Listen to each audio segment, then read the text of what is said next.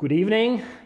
Welcome to the Václav Havel Library for a very special evening about a very special institution with some very special guests.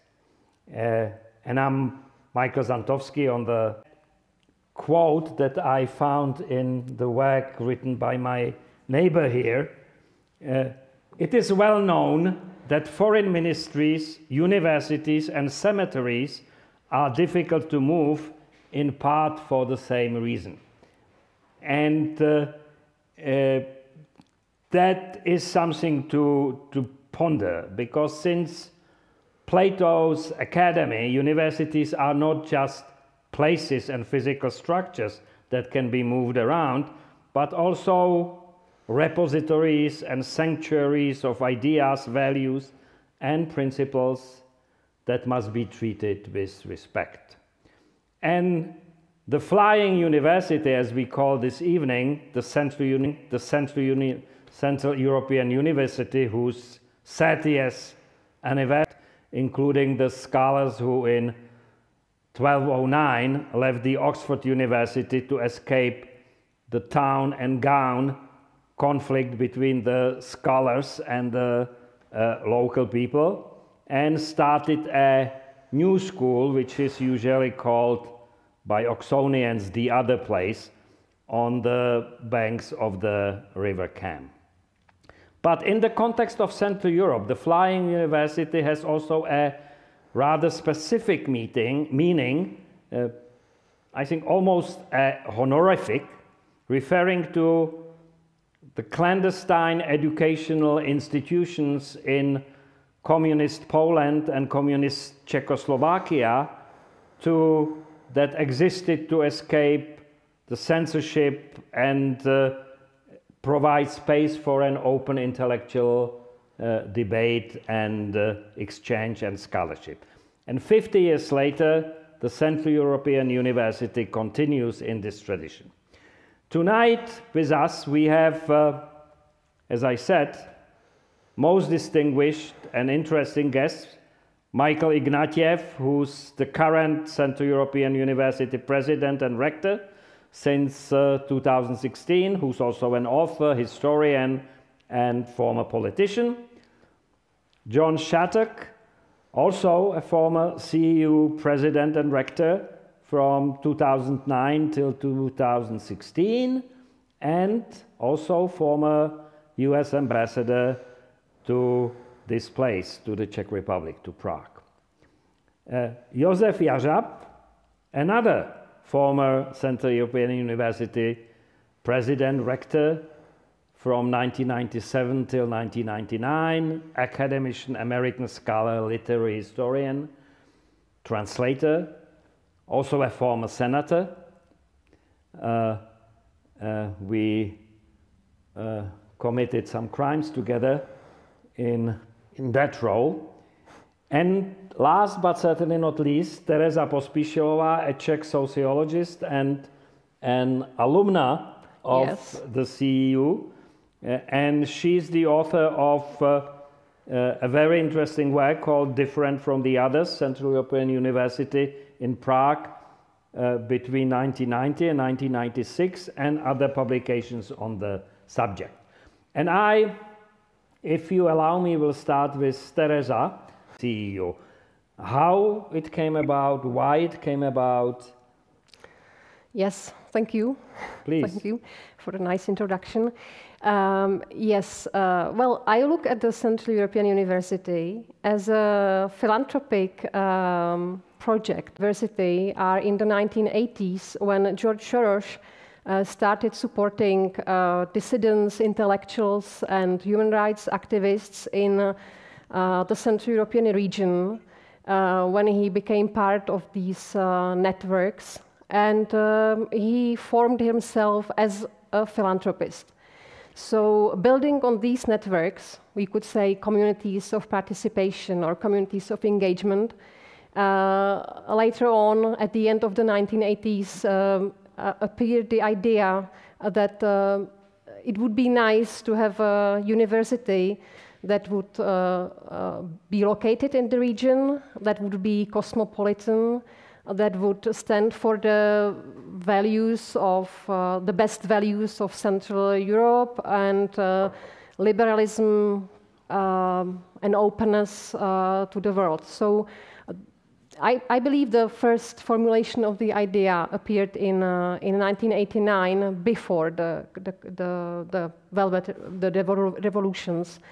And the meeting in Dubrovnik. That was the meeting in Dubrovnik, yes, where there was a feeling that a change is coming, and so it was discussed there for the first time. And after 1989, there was, I think that everybody wanted to have Central European University there. So there was a bit of a competition between Bratislava, Vienna, Prague, and Budapest, of course, to have the CEU. And I think that one thing which decided in favor of Prague in the first place was an invitation letter written by then Prime Minister Petr Pithart, who offered a building for the CEU in Prague. And I think this was the main thing which persuaded Soros to start the CEU in Prague. And of course, the CEU was planned as an institution which would be located in several places in Central Europe by having several physical locations. This was the embodiment of the transnationality and cosmopolitanism of the CEU. But it started in Prague. Yes, half by accident, I think. I mean, it's mind-boggling to think that actually the university traveled between three capitals of Central Europe, but almost, I think it's an awful building. And I'm happy it didn't get the building. But Soros didn't like it either. Okay, I didn't know that. But now back to the rectors and the presidents. As Teresa mentioned, the CEU from the very beginning was supposed to stand for certain values. You know, democracy and open society is not surprising, given the person. Cosmopolitanism and independence, autonomy. And throughout its history stood for these values and caused itself all kinds of problems that we will be yet discussing. So which of these values, and this is a question for all of you, maybe we'll start with Michael, you think as the most important? I think what I would say is that the founding of the university had one important paradox at the heart of it, which was that it was in the middle of a transition, from a momentous transition from closed societies to open societies, from communism to what was hoped to be liberal democracy. And I think in the founding intentions of George Soros was the idea that this would be, let me put it this way, a trade school for transition. That is, that it would have a very practical orientation, that we would train lawyers, we'd train privatizers, we'd train judges, we'd train politicians, very practical trade school orientation. We'd be a public policy school in effect. And what then happened is very surprising. It didn't become that at all. For reasons that are still, I'm trying to figure out, it became a very academically serious humanities and social science graduate school, so that the thing you'd least expect about the founding years of CU was that it would have a medieval studies department. Well, we had a medieval studies department from the beginning and still have it, as John will know. And that, I think, is interesting. That is, it started as an instrument of transition and very quickly moved towards essentially academic excellence. So of the values you asked me to choose among, I think oddly, the one that ended up being the driver was obviously a commitment to liberal freedom, because you can't have a university without it. but above all, the commitment to academic excellence from the beginning. And that, it seems to me, oddly, is one of the reasons why it's still here 30 years later. Joseph, John?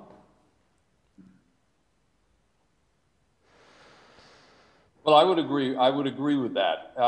However, I think the transitional mission, if you will, the idea of it becoming a trade school for transition, never really left it. And I think that it's one of the sort of dualities of CEU that it is both academic and very practical in a way. I think since we're here at his library, I want to just quote briefly a few words from Václav Havel, because I think he points toward what I'm suggesting. He was given the Open Society Award in 1999 by CEU, which is the highest award CEU can bestow for leadership in the field of open society. And he helped us by defining himself what he thought open society meant. He said, an open society is a society that does not dictate any ideology, that requires an open human being with an open mind and the freedom to use it. That's quite useful. It's useful both in terms of CEU as an engine of opportunity for people emerging from this horrific period of double totalitarianism that was part of the history, was at the center of the history of Central and Eastern Europe, and also it's inspirational for the academic excellence that CEU sought. I do think that at the heart of this open society mission, which has very much been CEU's mission from the beginning, however you might define it, is a great ideal and a tremendous naivete. I think the naivete has been borne out by history. We are all prisoners of history, of course, but we also are living immediately through it. And the history that emerged immediately after the transition was a complex one.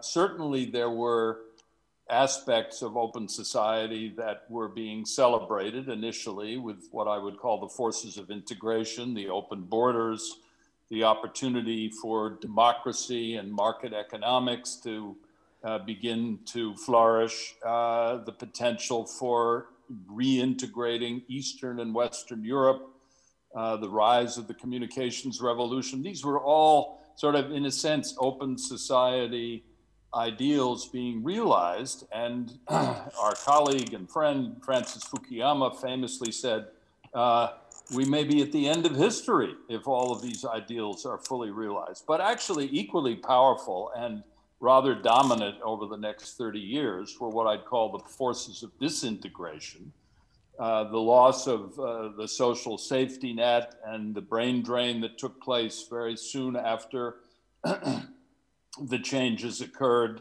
particularly from Eastern Europe, the dark side of globalization, the financial crises, economic inequality. I don't need to go through the whole recitation. Certainly failed states like Yugoslavia, in which nationalist and ethnic conflict began to dominate. This was really much more the reality of the era that we've lived through these 30 years. That doesn't mean that the ideal hasn't continued, but it's a reality that is a bit more like a clash of civilizations, as Samuel Huntington has put it, rather than the end of history.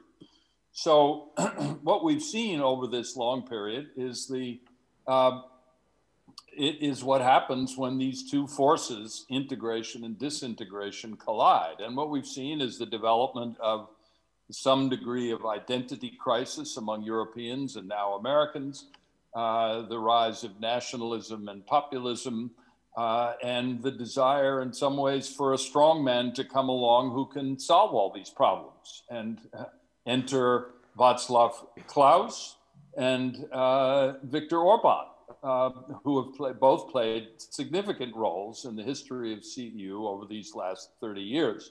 I won't go into the details of that because I think, Michael, you'd like to steer on to other topics, or I get Joseph's input on that, but that's my view.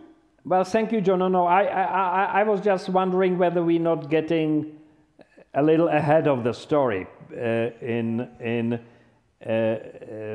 But what intrigued me was what Michael said about the original goals of the CEU being more of a practical nature and evolving into a full-fledged scholarly institution. It's like, you know, you started with the École Normale d'Administration and ended up with the new school. And also the element of naivete in that you, John, has mentioned. And I was wondering, and I was going to ask Josef about that, whether that had to do with the eventual move of the school from Prague and with the conflicts that preceded it.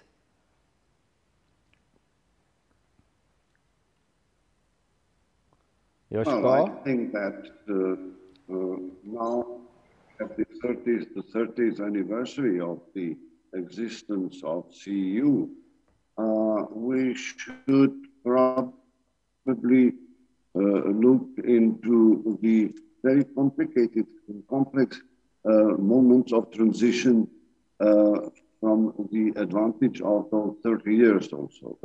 It looks to me at least that if I look back to 1989 to November and the sudden change of the political and social situation and the way it reached academic world in the 1899,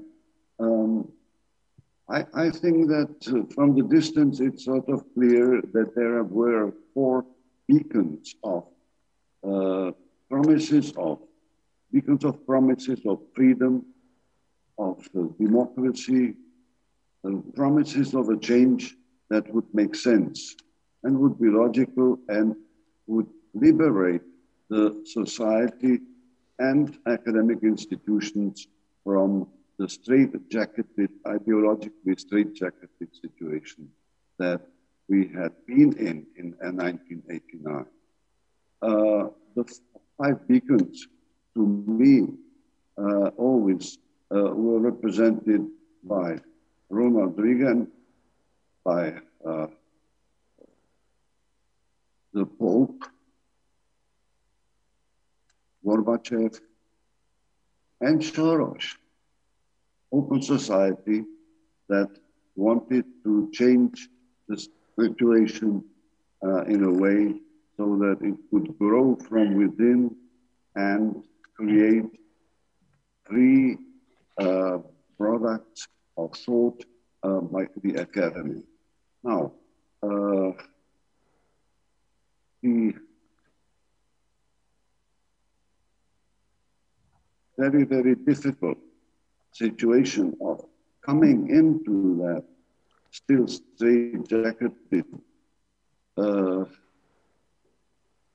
society and economic commune was a challenge.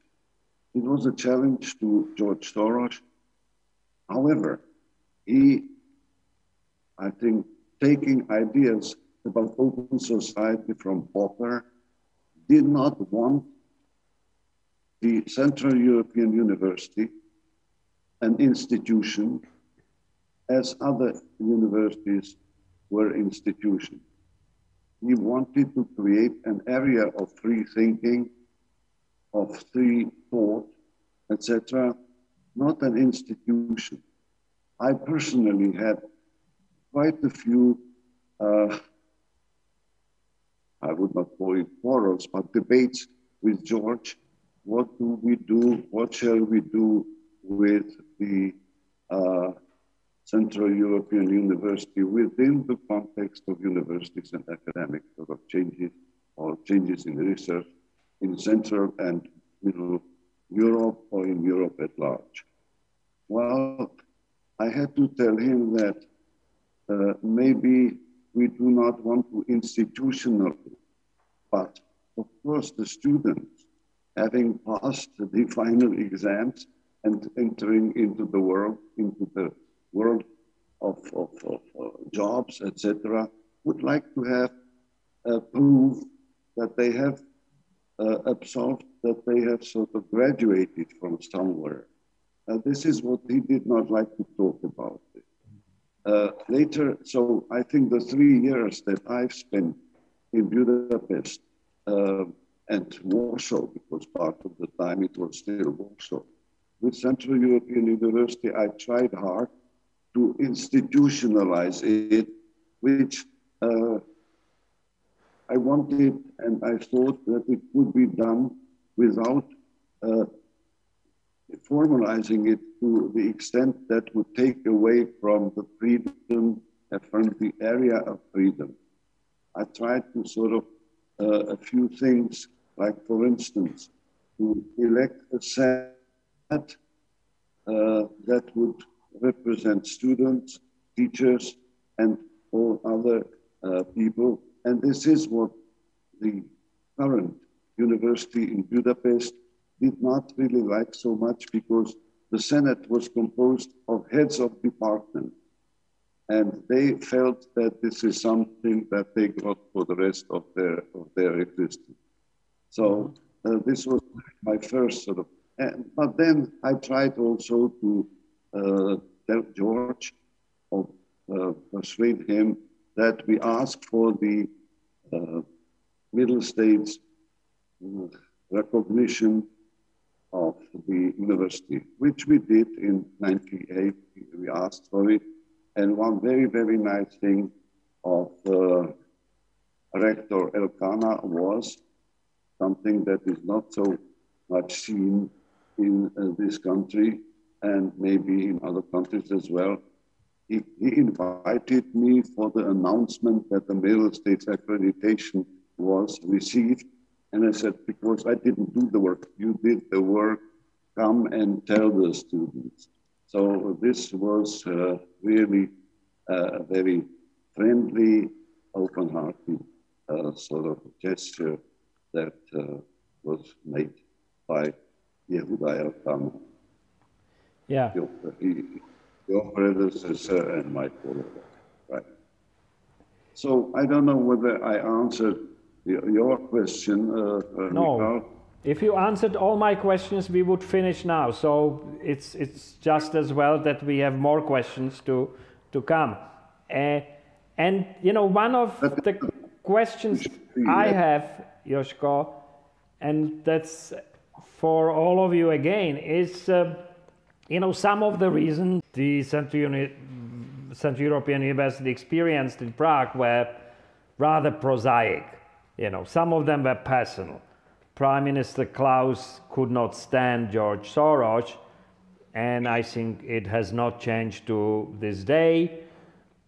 Some of them were political for Klaus and his people. Soros was always the left liberal, you know, touchy-feely Democrats, unlike the true freedom-loving conservative that Klaus considered himself to be. But then there was something that's harder to pin down, and I would call it immunological reaction. I mean, when I read what Teresa wrote and talk to some of the people who experience it, and what I remember is, you know, the university has always had a problem to become domestic of the local intellectual discourse, etc. And it was not just the Central European University. Joško, academics who wanted to come and teach at Czech universities, and they encountered the same aversive reaction. I mean, this is an outside influence. This is not us.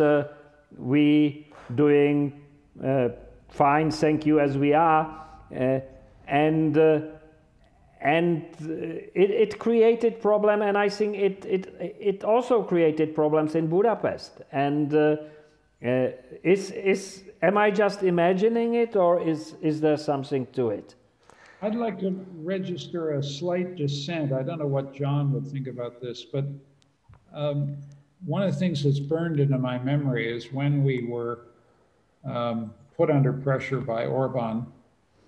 According to your immunological analysis, nobody would give a damn. In fact, 80,000 people showed up in the streets because they felt that we were part of Hungary. I mean, 30–40% of our faculty were Hungarian.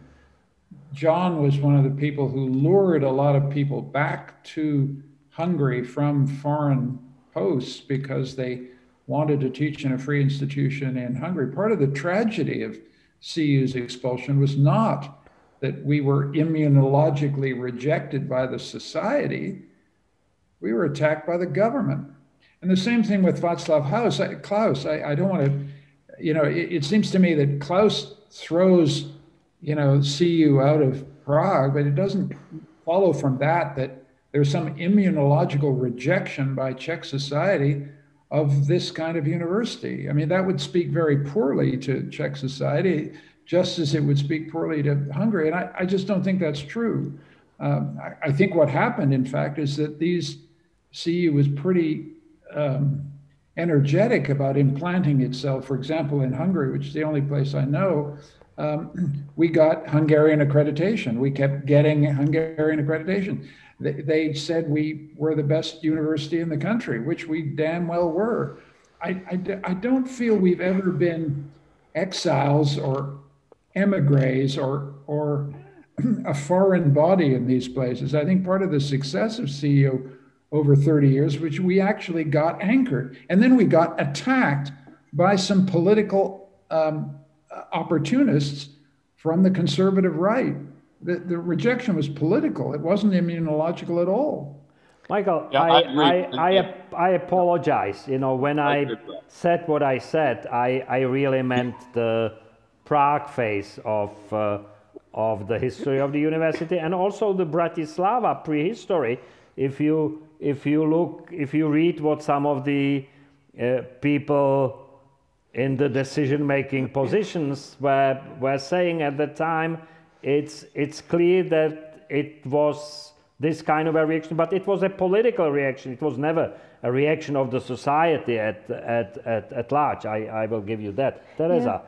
Yeah, actually, I think that this was one of the basic differences between the situation in Prague and in Hungary, which was partly due to the fact that in Hungary the CU had more local, better established local academic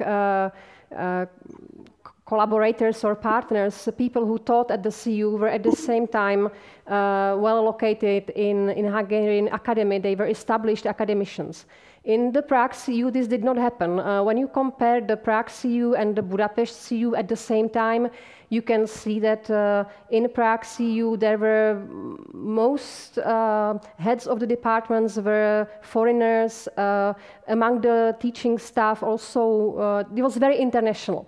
And so this is one issue, and the other one is time, simply, because after the CU moved from Prague to Budapest, it put a lot of energy into establishing itself as a institutionalized academic institution, into developing the local roots and so on. So this kind of centralization in Budapest gave the CU the possibility to build its... I wouldn't dare challenge your analysis, but what about Ernest Gellner?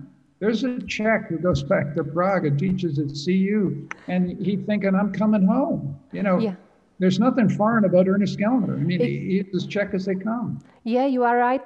Ernest Gellner was he's the exception to the rule, I would say. Yes, he was an excellent academician. He was Czech. He loved Prague. And Prague loved Ernest Gellner. We called him Arnošt, and when you speak to anybody here who knew him, it was our Arnošt. So yes, he was the person who would be able to build such bridges and to actually house the CU in Prague. Unfortunately, Gellner died early, and after his death, the dynamics simply went away from Prague. I agree with Michael's analysis, but also there's a larger point.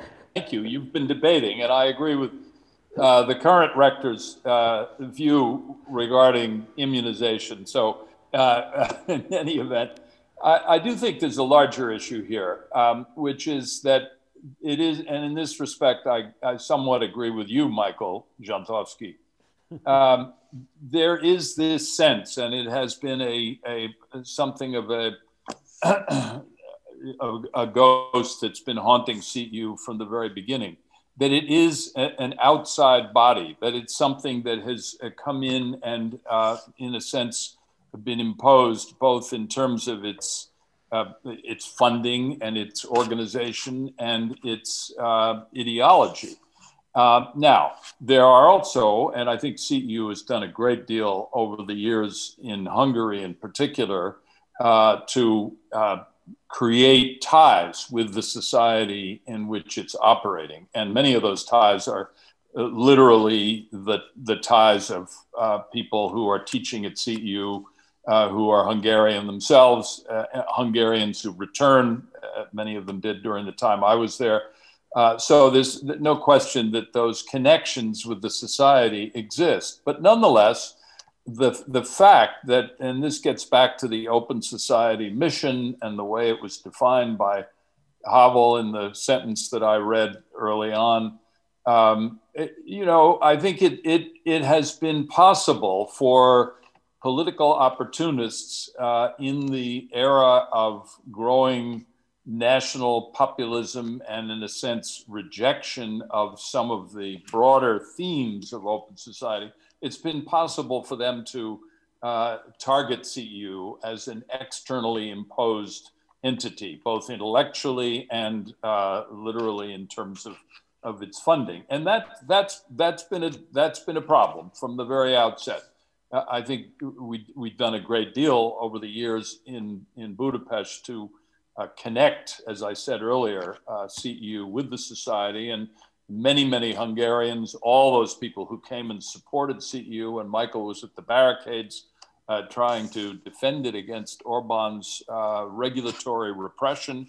All of them, I think, were reflecting the fact that CEU had become more intertwined. But just as is the case across the neo-authoritarian world, certainly true in Russia, above all, in the region. Any foreign entities that are trying to come in and do something to manipulate, to change the views of people in the society, are going to be attacked. So that's the larger theme. It certainly is, and I would be the last to deny it. But still, Hungary today is a very difficult place to move around. But in my country, actually, most of the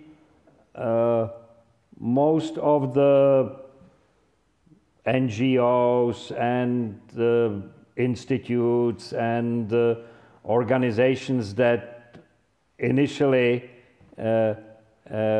became established in the country are still here today. I mean, they do not experience any particular difficulties. The CEU did. Jožko, could it possibly have something to do also with what you mentioned, the problem of governance, of self-governance and ownership by the university itself? Well, of course, we all spoke of and wanted to see happen and establish what we call academic freedom That means institutional autonomy. That means applied democracy also on the academic community and in the academic milieu. One thing, at least in our country, happened that was not a very lucky stroke, I think. And that was removing from, by law, in fact, removing from academic waters any political debate. Of course, it was meant that there should not be any political organizations in the academic community, on the campus and so on. But to remove political debate from a world where it should be debated, I think, by those young experts who in fact should or have studied history, political science, etc., was, I think, a mistake that over the 30 years, we saw interest of the academic community in changing or interfering with the political life die. So fortunately, 3 years ago, when the Ministry of Education, that is the government, wanted to introduce the composition of the boards of trustees, that means those who would in fact make the orientation of the universities, you know, decide about the future of the universities, a sort of political instrument.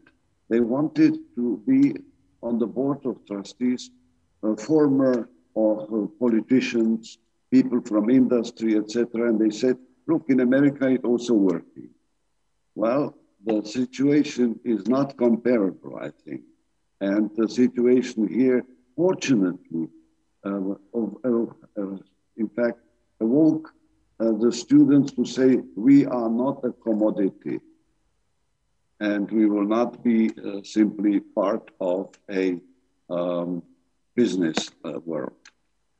So this was very, very, very unexpected and very pleasant awakening of the students, you know, and becoming again political sort of, becomes citizens and becomes political elements.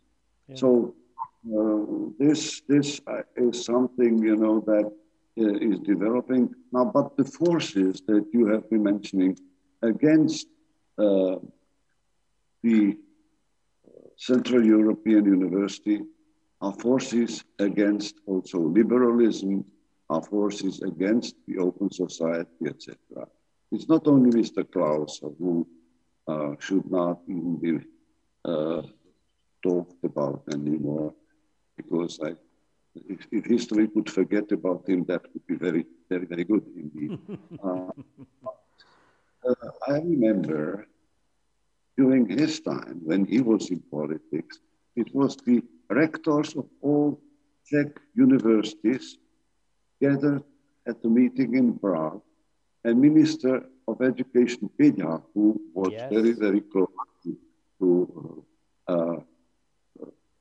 Prime Minister Klaus, you know, came and announced, finally we got rid of Soros. Finally we got rid of the Central European University. And what would you expect? I was shocked.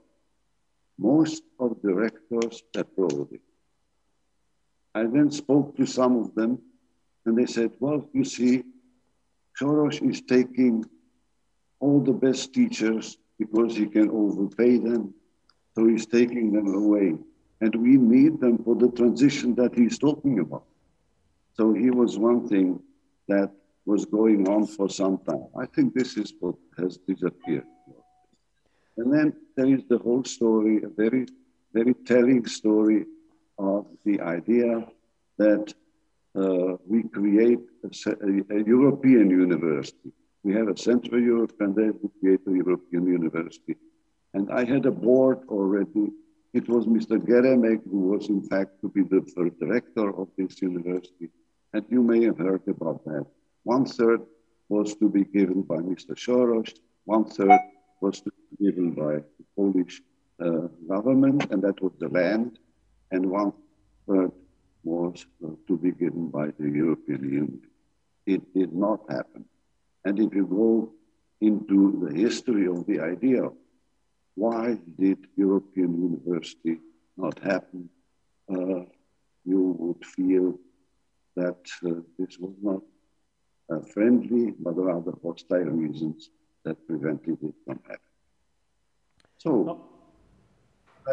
just the last sentence, Central European University had also to challenge, to fight many, many things.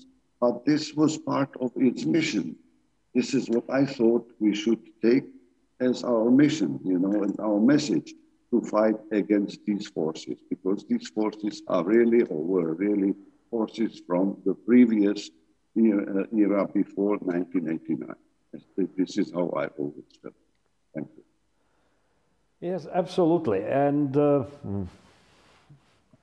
our only excuse may be that in the mid-1990s, we never expected the forces that you are talking about to be back in, any meaningful or influential way. Unfortunately, we were wrong about that. And it's just one question, Jožko, the European College that now exists in Warsaw is a remainder of that project that you had with Geremek, or is it a different initiative? It is an alternative. Yeah. Okay. It's not the same project. So I think it's time, whether we want it or not, to move to Budapest and to ask Michael about the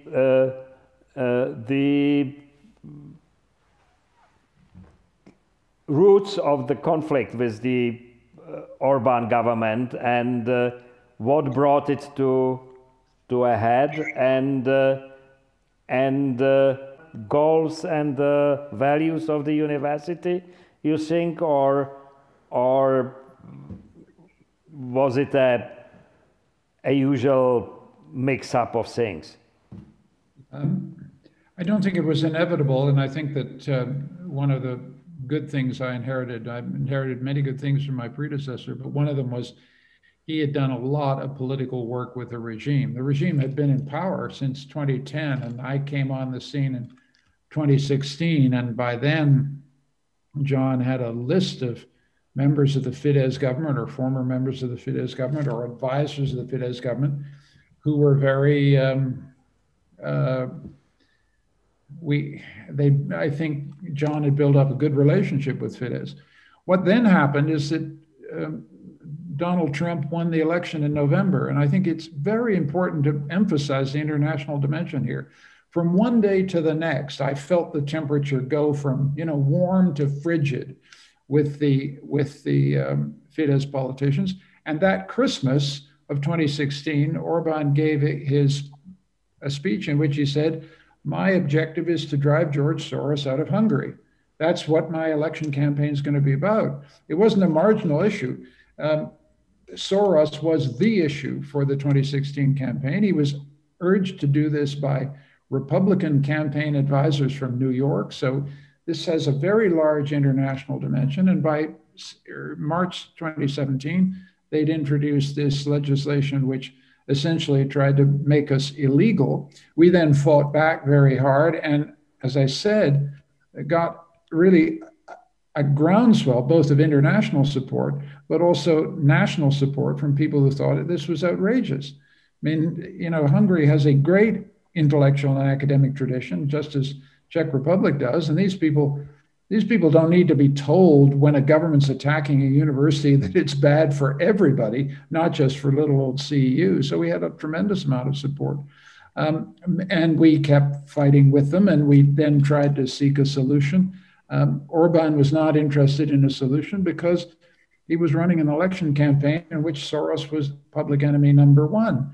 I think it's very important for the story to remember how that the attack on Soros was an attack not only on a university, not only on the values of open society, it was an attack on liberalism, as Joseph and John have already said. It was also an attack against something much more sinister. There is this cosmopolitan, internationalist, Jewish, rich, plutocratic elite who are attacking the poor, innocent people of Hungary. And so a kind of authoritarian, right-wing, anti-Semitic populism began to surface as if from the depths of Hungarian and Eastern European history. And let me tell you, in 2018, it was toxic. You couldn't get on a subway, you couldn't get on a bus in Budapest without a little poster saying, "Don't let George Soros have the last laugh."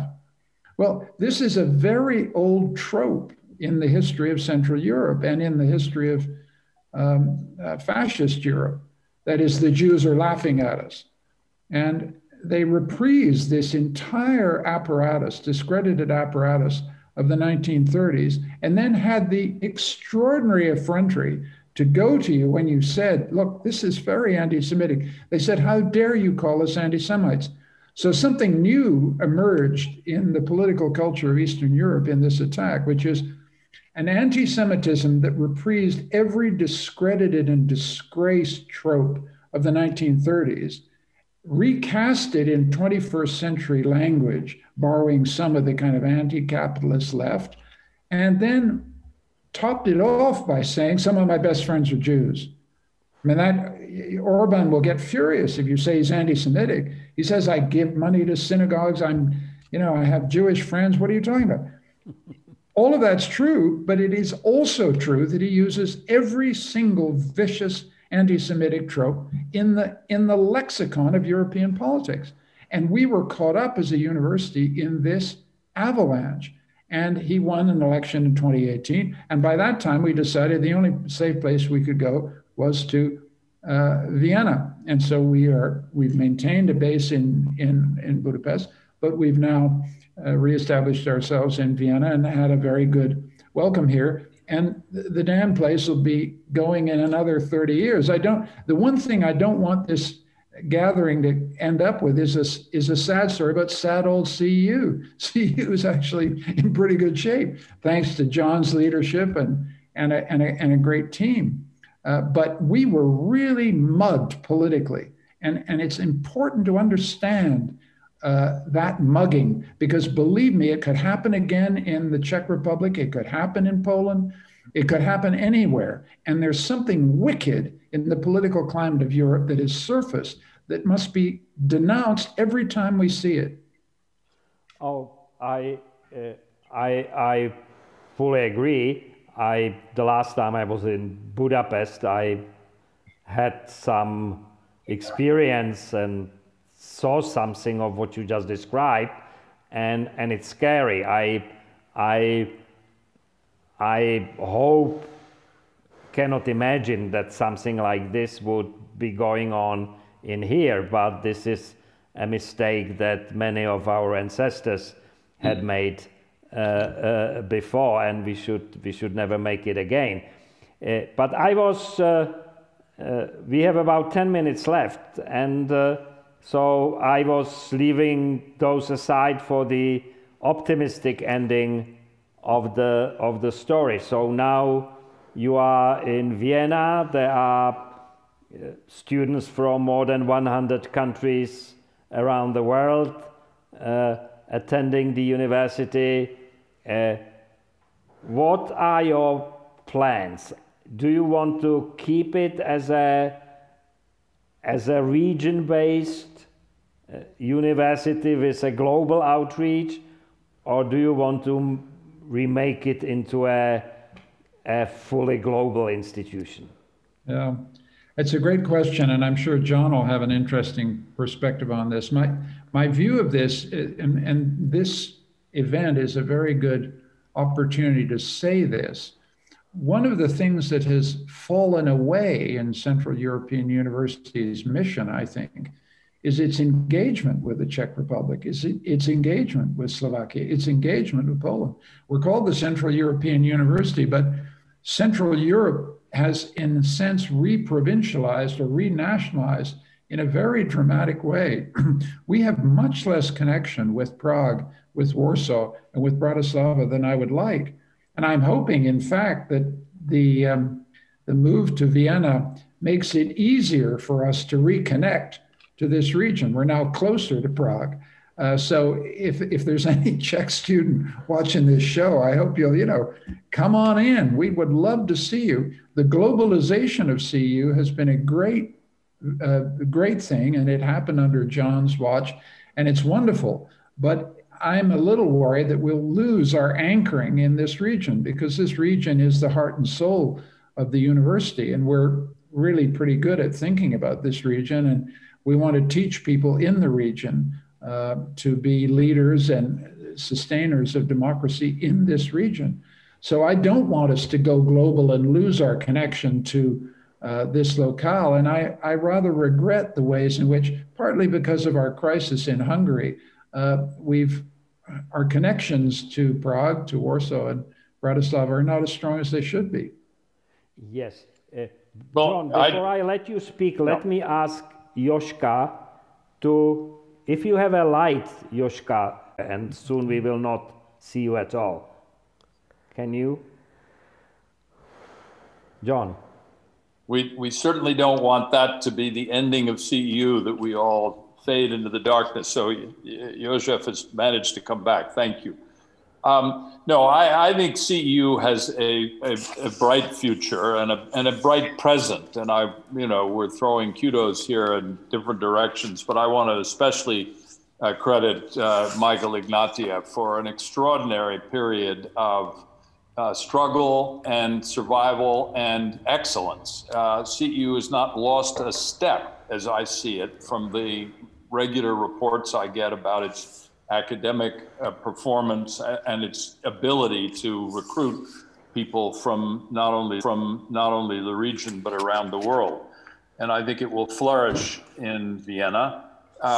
So I am not concerned about that. However, I would be concerned if CEU were simply to become some kind of a global institution without roots and deep connections to the struggles that are very much not only still, but perhaps even more so underway in the region from which it emerged. And, here I think one of the things I learned during the time I was rector is that no matter how many political enemies may seem to exist, there is always a kind of pluralism of the mind and the spirit that you can appeal to. Now, what do I mean by that? There are people throughout, including very specifically in the case of the Fidesz government in Budapest, who want CEU and the values that it represents and the academic excellence to succeed. And I think there are people throughout the region who are cheering this university on as it has had to relocate. And by the way, the reason it had to relocate is in the end a very technical one, which Michael can explain better than I, but let me just take a stab at it. CEU was required to essentially have an institutional base in the United States by the Hungarian government. And then further, Orban organized a legislative, in a sense, veto of this very process. Michael set up an organizational base at Bard College in the US. And then basically the legislation underpinning this provided an out for the government, which said that, if it couldn't negotiate an agreement between the United States and Hungary, then it's not, CEU can't legally operate inside Hungary. So it was really a kind of a catch-22. I mean, CEU did what it had to do, and then once it had done it, the government said, it doesn't matter, we don't care anyway. So, I think, but I do believe that that the region and the whole concept of, let's not call it open society, but basically open minds, and as Havel put it so eloquently, I think, you know, open minds that have the freedom to use their minds is really, in the end, what academic freedom and academic excellence, as well as open society, are all about. And I think CEU will do just fine in that regard. Great. One little practical question I have. The CEU started as a graduate school. Are you going undergraduate in a larger way, or will you keep it as a graduate school mostly? We've gone into undergraduate education for the first time because it's a condition of our accreditation in Austria. If you're in Austria, you have to run undergraduate programs. And we thought at first, oh God, it's another thing we don't want to do. But actually, we've got pretty excited about undergraduate education. So if there's some 18-year-olds watching this program who want to come to CEU, you can now do so. And we think the undergraduate program will grow. We have about 120 undergraduates coming in September. And I think in about 5 years, it'll be up as high as 800 in total. And we're kind of excited by that. And one of the interesting things that would possibly surprise John is that all these people who are used to teaching MAs and doctorates are suddenly tremendously excited about teaching undergraduates. So it's been good for us. Great. Well, I hope there are a number of 18-year-olds who are watching this program. And you also mentioned that you find it a little more difficult these days to communicate or to work with problems of the pandemic. And, you know, I'm lucky if I get out of my own house, let alone go to Vienna. But since John kindly cited Václav Havel and how important this kind of intellectual openness and discourse was for him. So there are, I just want to say in closing that there are all kinds of ways of outreach to work with places like ours in Prague, the Václav Havel Library. There are other places in here. There are some wonderful places in Slovakia, institutions, and we're ready to do whatever we can to continue having interesting discussions. And with that, I'm afraid we will have to close. I will thank Michael Ignatiev, John Shattuck, Josef Jazab, and Teresa Pospišová for the wonderful contributions and comments. And thank you all for watching. This is the Havel channel, and I'm Michael Zantowski in Prague. Thank you. Thank you. Thank you. Goodbye.